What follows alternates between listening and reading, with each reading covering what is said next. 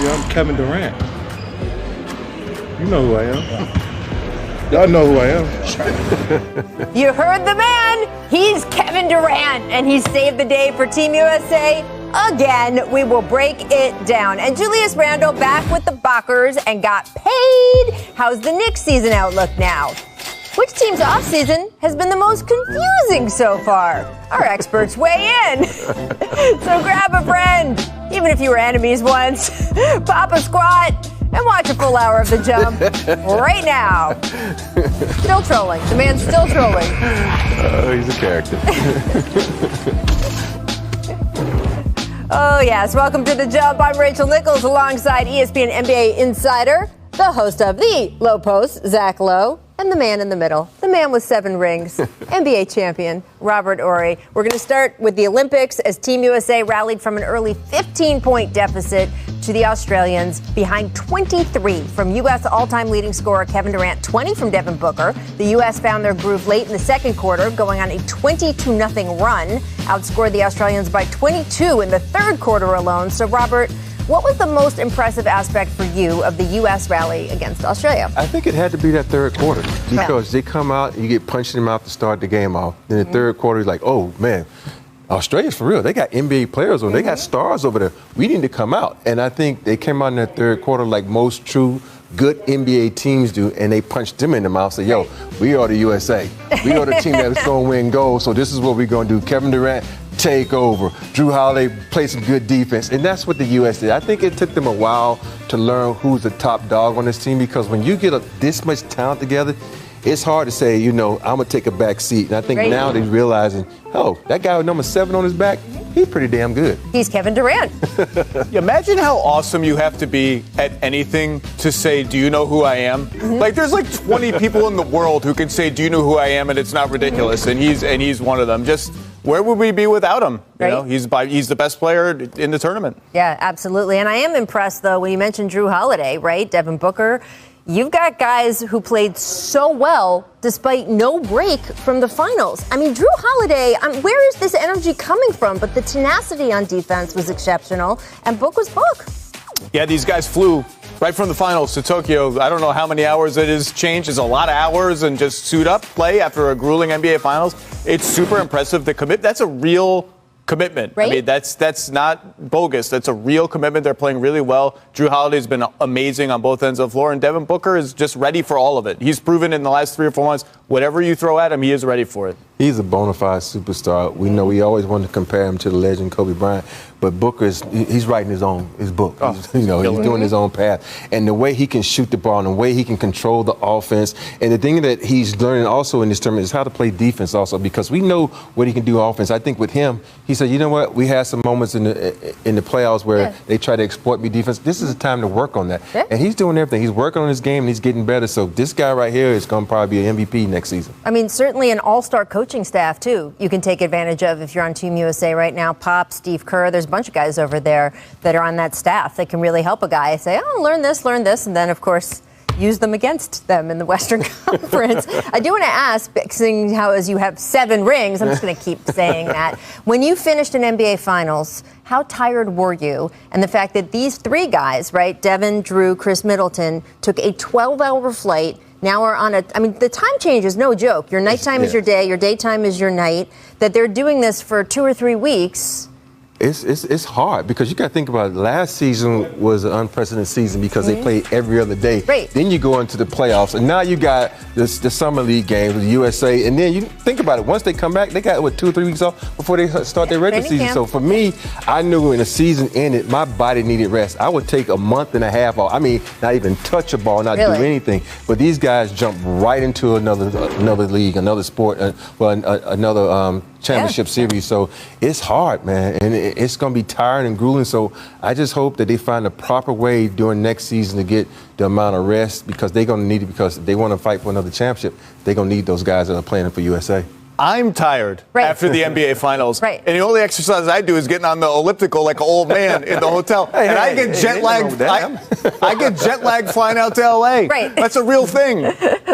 So yes, so it is a thing, and I am curious about repercussions on their regular teams as we go. I had a conversation with Tony Parker and Manu Ginobili one year. I said, "Yo, the most important thing is us right now winning the championship," and they didn't play for their team the next year, and we won the championship in 2007 because those guys were fresh. That is really, really interesting. We will see. The other semi last night came down to the wire, but Nicolas Batum's game-sealing block gave France the 1-point win over Slovenia. Despite Luka having the third triple-double in Olympic history, Slovenia will play Australia for the bronze. Now the U.S. will get a chance to redeem their loss to France in the group stage with the gold on the line Saturday morning. So that's pretty awesome. Woj reporting Julius Randle extending his contract also with the Knicks for 4 more years, $117 million. Randle will have a player option in the last year of the deal. That extends his deal through the 25-26 season. I cannot believe those words are coming out of my mouth. The 25-26 season.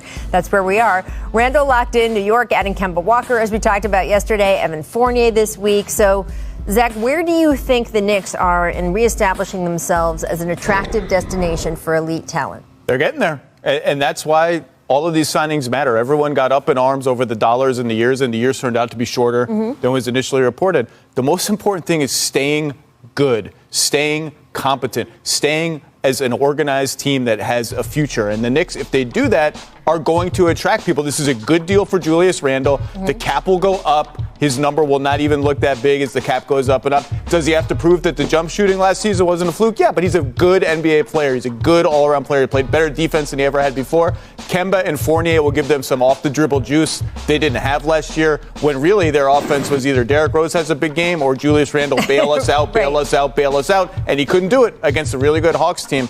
I love what the Knicks have done this summer. They didn't get a star.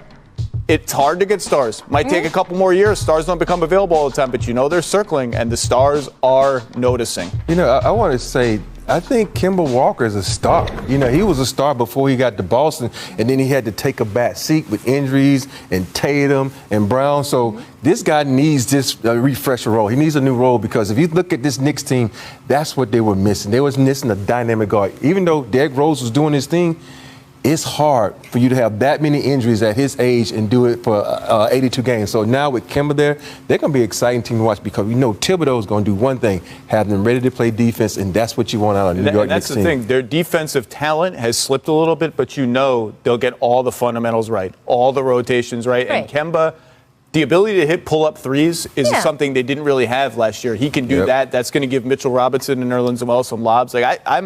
The East is tough. It's going to be tough for the Knicks to really get up to that 4 seed again, but they're going to be good. Well, look, if you play good team defense, a guy like Kemba becomes less of a liability, right? And you can sort of make up around him. Robert, I was saying yesterday, I feel like Kemba Walker is additive for them, not just because of what he does on the basketball court, not just because he's such a great locker room presence. Just everyone loves Kemba Walker around the league.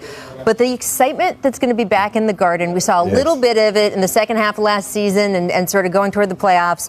But the idea of Kemba Walker, native son, at MSG with all those great college performances he had, that's going to remind players around the league, too, of when you were playing and what the Garden was like. Oh, yes, when they had Starbury in the Garden. This is one of those things. Kemba Walker is one of those players that the New York Knicks fans would gravitate to, because he's that New York playground type of guy. He's won championships in college. He's done all these things that he can do. Now he's bringing that home to display it at a time he really needs it in his career. Randall pick and roll action. It's going to be nice. I'm excited for the buzz. Your rookie year, you played there in the finals. You played in MSG in the finals as a rookie, right? 94? No, my second year. Second year? Right. It must have been crazy, right? Oh, Spike Lee, Knicks. You think about it, you got the man Patrick Ewing going against Hakeem Olajuwon, one of the best battles you're ever going to see. And it was just a gritty, grimy, hot, Pat Riley at the helm for the Knicks, Rudy T. It was great, man. Should have been there. I was a teenager watching on TV. There you go. We're going to see if we see a little bit more of that in the months to come. I do want to get over to this coast. Kawhi Leonard, the last superstar free agent available. All has remained eerily quiet with him thus far. Remember, 2019 was crazy. Planes were followed. Fans were gathered. There was like the middle of the night, the sort of clumps of people. There was 4 days of just sort of, where is Kawhi going? The rest of the league waiting to make decisions off of what Kawhi would do. Well, he finally joined the Clippers. Well, we're on day 4 of free agency, of this free agency. there are no planes. There are no flight patterns people are studying. There is nothing. So, Robert, should the Clippers have any level of concern that Kawhi hasn't signed yet? Or should they feel like, great, he's clearly just not, I mean, he's not on a tour, obviously, the way he was in 2019. Yeah, he's not on a tour. But for me, as a Clipper fan, I would be mad at Kawhi because there are a lot of free agents could be sitting back, well, we're going to see what Kawhi is going to do because we might join your franchise. And with him sitting back waiting and trying to see what other guys are getting, see what he wants to do, is not fair to the organization because the organization went out of its way to give you everything you wanted these past couple of seasons, but now you're putting them in a bad situation. You talk about winning championships and being better. You're going to need some pieces because you lost some pieces. But if you don't sign early so people can say, okay, Kawhi, stand put, I can come join him, that's not fair to the organization. You need to come up and step up to the plate just like they stepped up to the plate for you. There's no planes. There's no mobs gathered. There's no Instagram sleuthing. There's also no cap space. There's nowhere for Kawhi to just sign right now. Now, could you do a sign and trade? Sure. What's happening probably, certainly, is that he's just either disengaged, which he's Kawhi, That's or Kawhi. he's mulling. Do I do a short-term deal? Do I do a 2+1, a 1+1? Do I do the long-term deal? And whatever he does, he'll do. I don't think there's much afoot here, really. So, yeah, I mean, I think we all expect him to re-sign with this team. But, Zach, with the way the mechanics are going forward for the Clippers and the cap and everything else, are the Clippers going to be trying to sort of make a deal? Like, is this possibly more of a negotiation than we realize? Because there's a point with some guys where it's just like, yep, you give them everything that they want. Luka, of course, has not signed his extension with the Mavericks. We all know what it's going to be. Everything. They're going to put everything in front of him, give him all the money they can give him the player option, do the whole thing. Do you think that they are just putting that deal in front of Kawhi and he's just deciding whether he wants something shorter or not? Or do you think that the organization is saying, well, there really isn't anywhere for him to go. Maybe we could get him on a more slightly team-friendly deal? Yeah, I wouldn't do that.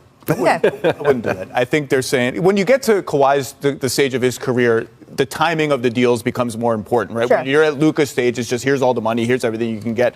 I think the Clippers probably said, look, here's the short one, here's the long one, here's the one with the player option, here's all the paper. You and your agent pick one of the papers, sign it, and get back to us. Right. Well, he's Kawhi Leonard, and he certainly showed again during these playoffs before he got hurt. That Game 6 he had against Dallas, I was in the building for that. Oh, my. That was an all-time NBA playoff performance. And just reminded everybody, this is what this man can do. Of course, I don't have to tell Masai Ujiri what Kawhi Leonard can do. He saw that for himself in 2019.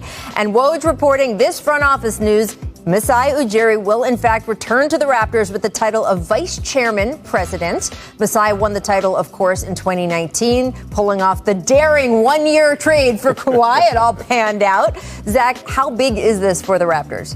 I mean, he was the biggest free agent potentially on the market other than Kawhi Leonard. It's a huge deal. I mean, this guy is the architect of a championship team. He has an incredible rapport with players, an incredible amount of respect around the league. He can get in a room with anyone, any free agent, any potential free agent, whatever. And more than that, the Raptors are in a transitional period where Kyle Lowry's gone. They have to decide a bunch of different things about what direction they want to go to. And you want to have everyone who's been there through it all in the room making those decisions, especially the guy who has the hammer for those decisions, and that's Masai. Yeah, we always talk about destinations. If you think about Toronto's not a destination, but Masai, he makes it a destination because people trust him, people like him, and they see his track record. And that's the thing about this league. You hear so many rumors about, well, I don't like this GM, I don't like this president or whatnot, but you never hear this about this guy. And that makes a big difference in players. Players boils down to, can I trust you as a GM? Can I trust you as a president? Can I trust you to do the right things for this organization and me so we can win a championship? So he's that type of guy, that a destination type of GM president. And even when there is a little static, remember when DeMar DeRozan was traded, there was also a greater understanding that Masai had a larger plan, and that plan resulted in a title. So as our friend Brian Windhorst says, winning a championship means never having to say you're sorry. I do think, when I first met Masai, he was a scout. And I think those roots have shown through all the way through all of his decision makings and his involvement. He's been really a prime mover in the NBA Africa program and all of the sort of Basketball Without Borders programs before that, and has let him have a greater knowledge and appreciation. I mean, that's such a talent-rich continent with multiple countries becoming real basketball powerhouses. And the fact that he has been on the ground floor with that as well, I think really helps him in terms of moving pieces around. Precious Achiuwa, we're going to see what happens with him in that trade. All right, coming up in just 2 minutes, the reaction from the Lakers offseason additions led to a tweet from LeBron And then a deleted tweet from LeBron. It's like when we play retweet or delete with Perk, except with LeBron. First, though, it's time for a not-so-distant replay. We're doing the bubble last year right now. Slam dunk champ here. Let's take a look. This roster in NBA history. He then deleted the tweet, and the text was basically, keep talking about us, keep talking about how old everyone is, but keep that same energy when we get to the season. What do you think of the tweet and the delete? For me, when I read it, I was like, okay. I said, you're going to be inspired. Get these other guys inspired, too. Then it delete it. I'm like, no, don't delete it. Stand by your word, because this is the truth. This is the honesty that we get with, because everybody's talking so bad about this team and how old you are.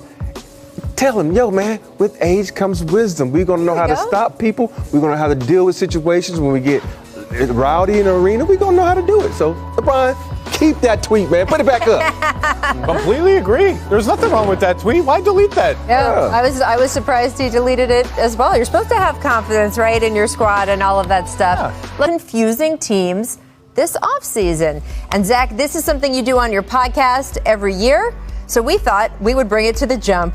Who are your most confusing teams with the direction these teams are taking as the offseason has begun? Yeah, it's a little early for this. The offseason is not quite over. I like to absorb everything, but so far I think you got to start with the Pelicans, because the combination of moves they made to go from Lonzo Ball to not get Kyle Lowry to trade 2 first-round picks during all of this rigmarole and move down 10 spots in the draft, and end up with Devontae Graham, Tomas Satoransky, and Garrett Temple for your troubles. I mean, those guys are all nice players. I just don't really know what's going on. They'll probably bring back Josh Hart, who is still inside, and I love Josh Hart. He's a good player. You just look at this team as like they had plan A, B, C, D, E, F. What letter plan was this? G? And then it's like, what are they? How does Jonas Valanciunas in his post-up game fit with what they're doing? What is their defensive identity? They were a bad defensive team under Stan Van Gundy. They haven't corrected that. So it's just a little sort of, what's the vision here? What's the identity of this team? They have a new coach, too, and that's part of it. My top pick was across the street, the Clippers. We just talked about Kawhi, and I think that has a lot to do with what Kawhi should have signed early so they can get pieces around him. Mm-hmm. But also, you look at how they played in the playoffs. He's like, wow, that kid Jackson, he finally showed up. He played really good for him, and he's still not signed. This is a piece that you need to bring back. You got Paul George, who's starting to become the true playoff P that he wants to be. But you need guys. You need to be a championship quality team, because you come to L.A. and you start crowning yourself king over the Lakers and talking about this and that. Mm-hmm. But you don't make any moves in the offseason to get better. You need to try to live up to that hype that you put on yourself. Well, look, Reggie had such a great postseason, obviously, and that friendship with Paul George was a big part of it. I talked to both of them a lot, just about, they've been friends for a long time, like a lot longer than I think people realize. They've actually stayed at the same apartment for a summer. I mean, these guys are tight. So I think that communication on the court, we saw it come out in their play when you know someone that well and you just have that kind of trust and faith in him.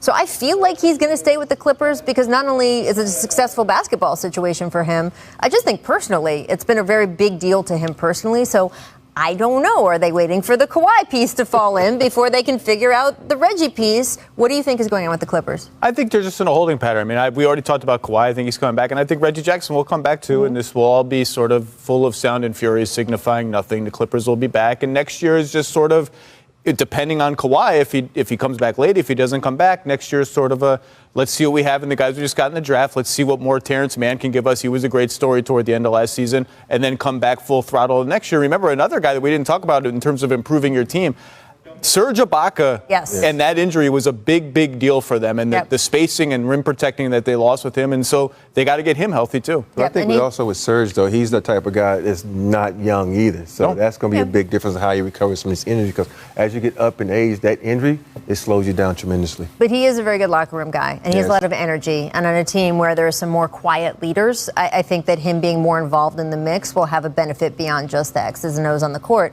As far as the Pelicans are concerned, though, I mean, my question, since they didn't extend Lonzo last offseason, was how is Lonzo Ball leaving and the pieces you got back even remotely equivalent, especially considering the picks you gave up and now, look, they've got a lot of picks, right? That's the benefit of the Drew Holiday trade and the AD trade. They've got a lot of picks to play with, but I don't think you want to just fling them around willy-nilly for the chance at Kyle Lowry. I mean, this is like when Houston salary dumped Jeremy Lin with the chance to get Chris Bosh. You don't get him, and you're like, I just wasted a pick and traded a good player for nothing. It hurts, and I don't, Zion and Brandon Ingram both said, we love Lonzo. We love playing with Lonzo. I just kind of look. Lonzo's a polarizing player. The limitations are glaring and obvious, but what he does well, he's really good at, and he's young. And there was a simpler solution, just staring them right in the face. They didn't take it. Well, I also think with Devontae Graham coming in, that's a cheaper Lonzo Ball. Don't forget, this guy could have been newcomer of the year. I mean, the most improved player. He's a good player. Yeah, he's a good player. So with that system, they don't need a dynamic guy. You got Zion, you got B.I. You don't need a guy like Alonzo Status to come out and do it. You need a guy that's going to get the guys in the right position, control the team, and make them better defensively. Yeah, and you were also confused by, just give us a couple quick hits before we go to break. Celtics, just sort of all the talent drain that they've had, the stars that have left, quiet offseason, which we knew was going to happen. They got Josh Richardson. What's the roadmap? What's the next step around Tatum and Brown? Where is this team going? And then Pacers, not that active in the offseason, but they just got a lot of guys. The Sabonis-Turner big man pairing has kind of persisted longer than I frankly expected it would be. It always feels like something's got to give there. A lot of guys who need the ball, but nothing's given yet. And obviously they have a Hall of Fame quality new coach in Rick Carlisle, too. There you go. You want to add anyone else to that list, Robert? I just want to pick on the Sacramento Kings. Okay. You have to do something. Some things never change. Yeah, because you got this situation sort of like with the Ben Simmons thing is going with Buddy Hield. Buddy Hield is a vital piece. You're not happy with him. Use him, get something, do something right now. Come on, Kings. Even though I ain't going to root for you, but make something of yourself, man. That Lakers Buddy Hield that was trade a good motivational speech. Make something of yourself, young man. Yeah. That trade was going to remake what was happening in Sacramento, and then it just didn't happen. All right, Coming up, we're going to talk Nets. They're prepped for another championship contending run, but keeping KD, Kyrie, and Harden long term may cost $500 million. Yes, that's billion with a B. We're going to discuss that next.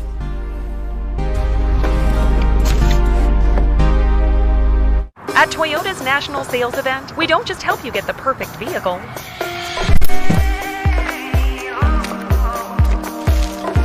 We're here to open new doors that lead to your road to greatness.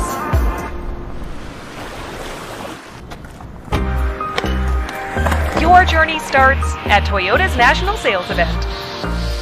Toyota, let's go places.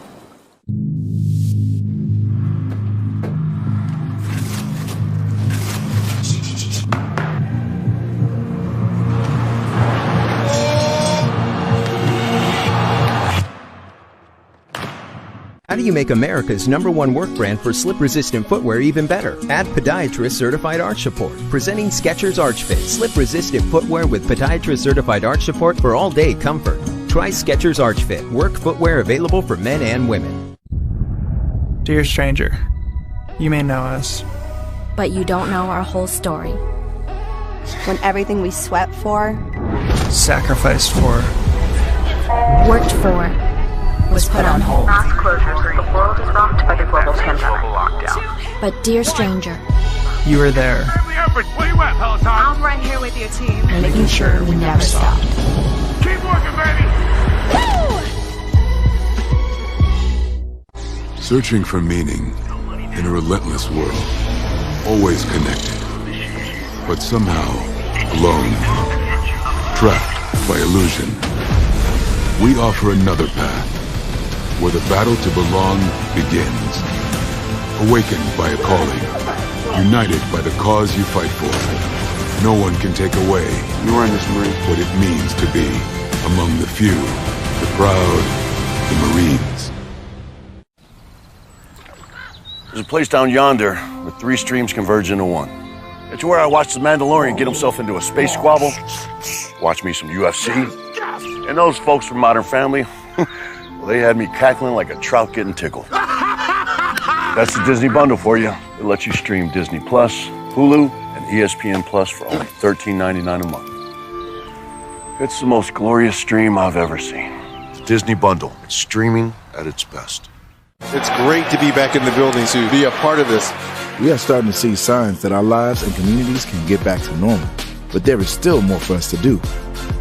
Vaccines are one of the most important tools we have to control the spread and effect of COVID-19.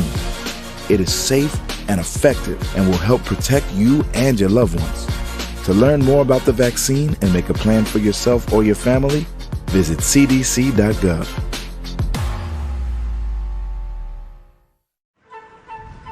Make it a brick-tastic day out at Legoland. Coming for the top, but who gon' say a word to stop us? You know the squad don't fit no competition. Hold up, slept on our greatness long enough. Now we gon' run us go up. We have a standard of greatness, and I think every day we get a chance to prove that. It's obviously good to have everybody healthy, but I think we're the Big 15. Welcome back to The Jump. I'm Rachel Nichols, still with Zach Lowe, Robert Horry, and now our Nets insider, Malika Andrews. And I'm so glad to have you here, Malika, because the Brooklyn Nets are on deck. They plan to extend the Big Three to long-term deals this offseason. It is going to be expensive. First, there's James Harden, up for a potential extension worth up to $161 million. Kyrie Irving, up for a potential extension worth up to $182 million. And then there's, oh yes, don't you know who I am? He's Kevin Durant, up to an extension worth up to $198 million. That is a total, friends, if you are counting at home, $540 million worth of potential extensions. Yes, that is more than $500 million. So, Malika, what can you tell us about possible extensions for that Nets Big Three? Well, you said if they are counting. You know that the Nets owner, Nets governor Joe Tsai is counting. He knows exactly how much money that is. But here's the thing. General Manager Sean Marks, Rachel, said that they are married to the luxury tax. They knew that when they brought these guys in, this is what was expected. They paid Kevin Durant through a season of rehabbing, and he came back better than I think many people thought even possible for even a superstar player coming back from an injury like he had. On top of that, they leveraged their future when they made the trade for James Harden. They got rid of Karis LeVert. They got rid of Jarrett Allen and those young superstars. So this is something that they have seen coming. It was coming from a distance, and now it's here, and they're ready to move forward with it. $500 million. Man, go ahead, Zach. You take that. If you're one of the richest people in the world and you buy a basketball team, I'm not really sure what the point is if you're going to quibble about this stuff. These are 3 stars. You pay them, you move on, you make it work. But it is interesting because we have seen even millionaires and billionaires make decisions, and we watched it in this past week, saying, you know what, we're going to maybe not re-sign P.J. Tucker to the Milwaukee Bucks because the luxury tax bill is so much higher even just than his salary. We've seen that happen over and over again with other championship teams. Robert, when you think about ownership committing this much money to that Big Three, what do you make of it? I think about when you had Shaq and Kobe, and they didn't want to commit to just 2 guys. Now you got to commit to 3 guys. This is amazing. And you look at it. Harden's been one of the most durable guys in the league. KD coming back from an incredible injury. Kyrie, that is that is the crazy piece for me in this whole scenario. What will you do with Kyrie? Is he going to be there for you? Is he going to be that guy who's going to be committed all about NBA basketball? We know Kyrie does a lot of things off the court, and we applaud him for that. But as a teammate, you want to say, dude, are you going to be here for us 100% of the time and work on us winning the championship? Because that's what it's about, commitment to excellence. You want to go out there and win championships. So if Kyrie can commit, that's the outside piece that I'm worried about. But those other 2, I'm not worried about them because they've been durable, they're committed. But if Kyrie can commit and this team comes together, that $500 million, it's going to be worth it. Oh, $540 million. I can't Don't count forget that high. the extra $40 million. I'm not worried about Kyrie during the playoffs and his focus. He's proven himself. He's hit one of the biggest shots in playoff history. He has proven himself that when it comes playoff time, he is there. But you do have 3 guys, and all 3 guys have something of an injury history. James Harden, frankly, the most sturdy one of all of them. He has been the NBA's Iron Man several seasons in a row. But even he had injury problems multiple times. So it is something, we've talked about it on the west side of the country with aging and older rosters, and something that you get into. I know, but we're not allowed to. So we'll talk about it in Brooklyn too, but it's a lot of money, and we expect that to happen soon. I do want to shift to the west. Exactly. The Utah Jazz, also pretty busy in free agency, re-signed Mike Conley Jr., picked up veteran swingman Rudy Gay, signed backup center Hassan Whiteside, and as Adrian Wojnarowski like you reported last night, they also traded for Donovan Mitchell's childhood friend, Eric Pascal. It is always so fun to see the two of them after games or on social media. So now they're together all the time. Zach, I'll start with you. Are you buying Utah's offseason approach? And I don't think the friendship angle was a minor consideration in that trade. Let's put it that way. Buying, they're fine. I think Rudy Gay's a small upgrade as a backup 4. And I think they discovered, $10 million for a backup center is not a wise use of our resources. So Hassan Whiteside, here you come on the middle. They're going to be really good. They're still way over the tax. I wonder if there's another shoe to drop, and it's going to be tough for them to drop that shoe because it would mean trading a good rotation player into somebody's cap space. But I think they should feel pretty good about themselves. They just, that ended the way the season ended, left a sour taste in their mouth, and we're going to have to see how they respond. For me, the Utah Jazz are always learning and evolving. Think about this. They got exposed with the Clippers and their bigs. You know what? They went small on us. They brought Rudy Gobert out. Now we're bringing Rudy Gay to solve that problem. So that's what they had to fix. The Utah Jazz has had a history of sticking with their teams and added pieces to them to make them better. Think about Karl Malone, John Stockton. You bring in Hornacek. You bring in all these other pieces to make them better. They keep getting to the finals, but they never got over that hump. But I think with this team, the Jazz might be able to get over the hump with the pieces they added. Yep. Absolutely. And when you look around the West, I think a lot of those contenders in the West, they did get a little bit better. Yes, the Lakers, they added some really big, sexy names. But when you look at the makeup of the West, it all sort of elevated. The Suns are looking to revenge what happened for them. But when I look at this Jazz team, I actually like what they did. They upgraded around the perimeter a little bit, those peripheral players, maybe not the stars, maybe not the biggest names. But if they can bank on upgrading just a little bit, like Zach talked about there, and then also health, that was such a factor, especially going into the playoffs for them. If they can stay healthy and then bank on those small upgrades they made, I kind of like what they did out there. Yeah, no, I think so too. And to Zach's point, keeping Donovan Mitchell happy, a very, very important part of this process.